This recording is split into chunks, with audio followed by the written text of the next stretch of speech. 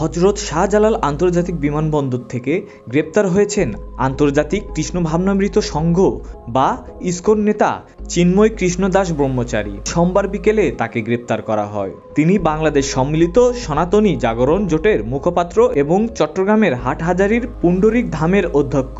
তাকে গ্রেপ্তারের খবরে ডিবি কার্যালয়ের সামনে জড়ো হয়ে প্রতিবাদ জানিয়েছে ভক্তরা। সনাতনী জাগরণ মঞ্চের অর্ধশতাধিক ব্যক্তি ডিবি কার্যালয়ের সামনে জড়ো হয়ে প্রতিবাদ জানিয়েছেন। সেখান থেকে তারা শাহবাগে অবস্থান নিয়েছে।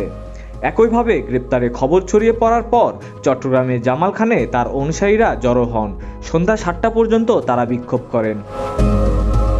চট্টগ্রাম নগর পুলিশের অতিরিক্ত উপকমিশনার তারেক মোহাম্মদ আজিজ জানান, চিন্ময় কৃষ্ণ দাসের ভক্তরা জড়ো হয়েছেন।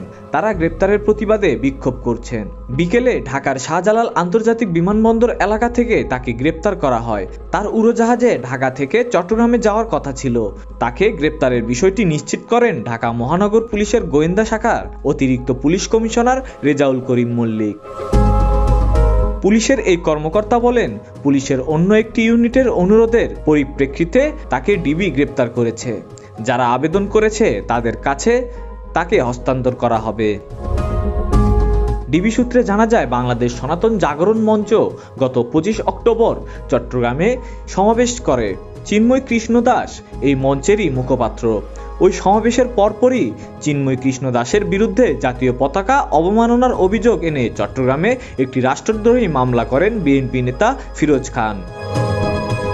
সম্প্রতি বাংলাদেশ সনাতন জাগরণ মঞ্চ ও বাংলাদেশ সম্মিলিত সংখ্যালঘু জোট নামে দুটি সংগঠন বাংলাদেশ সম্মিলিত সনাতনী জাগরণ জোটের ব্যানারে কর্মসূচি পালন শুরু করে। নতুন এই জোটের মুখপাত্র করা হয় চিন্ময় কৃষ্ণ দাসকে।